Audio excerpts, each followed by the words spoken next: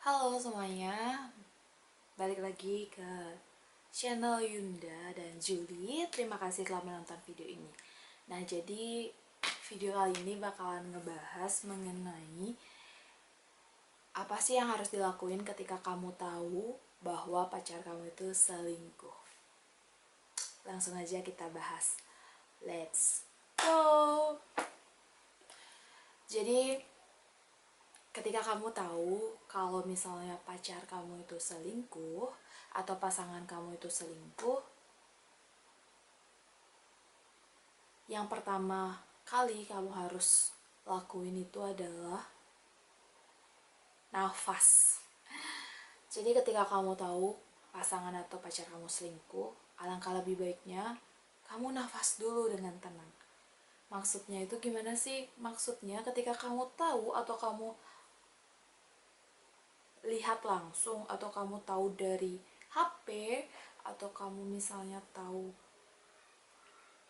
dari cerita orang, yang pertama kali kamu harus lakuin itu adalah kamu tuh harus nafas.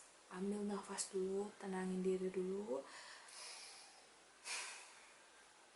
Semisal kamu udah tenang, harusnya pikiranmu itu lebih main logikanya. Jadi nggak terbawa emosi dan kamu nggak bertindak gegabah. Lalu yang kedua, setelah kamu mengetahui pasanganmu itu selingkuh,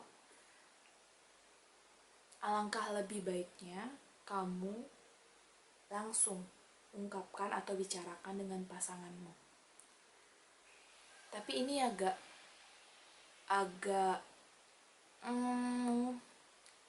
gampang dibicarakan, tapi sangat susah untuk dilakukan atau dipraktekkan. Ketika kamu udah tarik nafas, sudah tenang, misalnya hari ini kamu ketahui kalau pasanganmu itu selingkuh, dan hari ini selang waktu 24 jam kamu udah bisa tenang nih. Besoknya kamu tanyakan baik-baik kepada pasanganmu.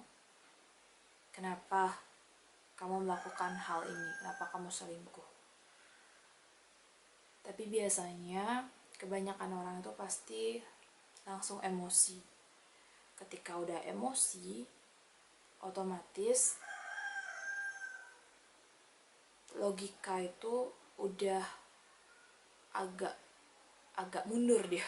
Yang maju itu lebih ke emosi, perasaan, keluh kesah semuanya. Yang kedua tuh lebih baik setelah kamu tenang tuh kamu bicarakan dengan pasanganmu. Aku tahu kamu melakukan hal ini. Aku tahu kamu selingkuh, bla bla bla bla. Terus sepakatin lah antara kalian itu bagaimana baiknya.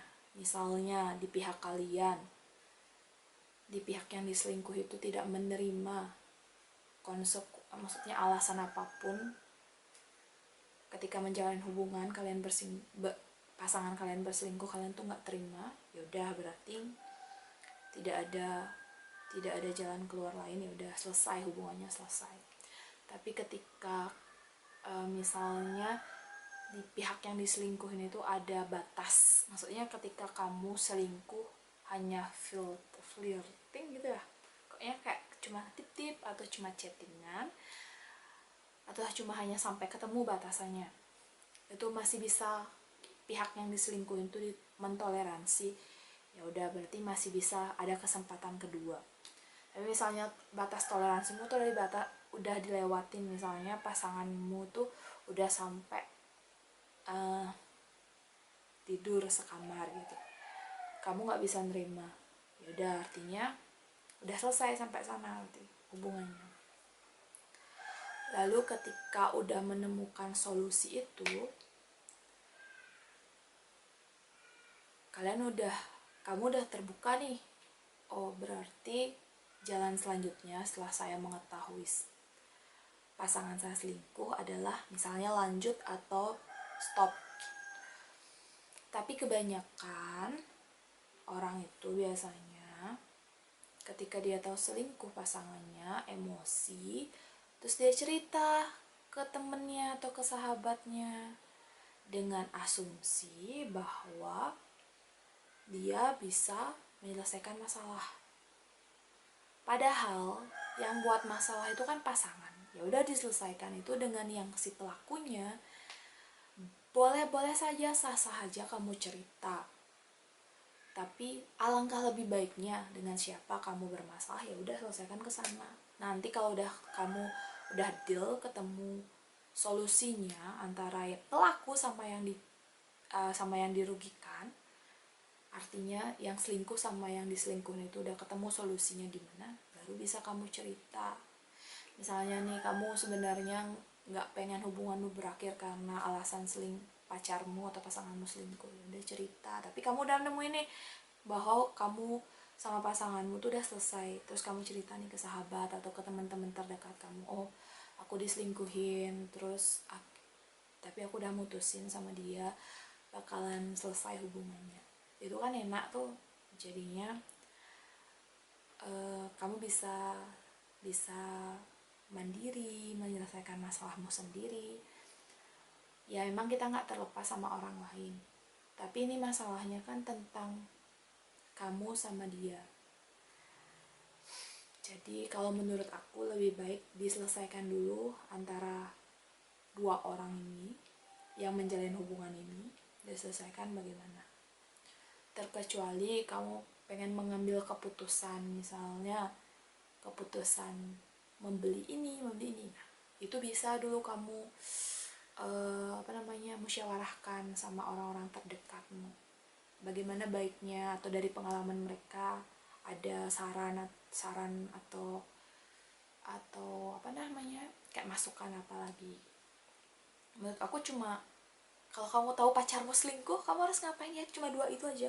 Yang pertama, kamu harus tarik nafas dulu biar kamu masih hidup gitu. Kalau udah tenang, ya udah bicarain gitu. Kalau udah kamu bicarain, pasti tiap pasangan itu punya alur cerita, kisah hubungan mereka masing-masing ketika menghadapi masalah perselingkuhan itu sendiri. Jadi itu aja yang bisa aku sampaikan. Semoga kalian yang nonton ini, ketika kalian mengalami pasangan kalian selingkuh, sebenarnya itu kayak yang sandungan kecil ketika kalian menjalani hubungan.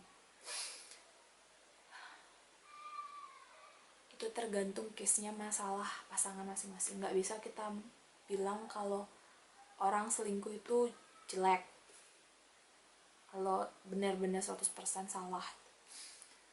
Karena banyak case-nya tuh, nggak semua orang kayak gitu masalahnya seperti yang kamu hadapin. Jadinya kita harus menghadapi permasalahan itu ya harus fleksibel sesuai apa yang kita alami. Jangan kita berpatokan kalau ini masalahnya harus kayak gini. Enggak, hidup itu nggak bisa sepasti itu.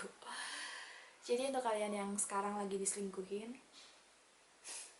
happy aja, happy, dan kalian harus bersyukur bahwa setidaknya kalian masih bisa hidup karena alasan kalian, diri kalian sendiri, bukan ada alasan orang lain.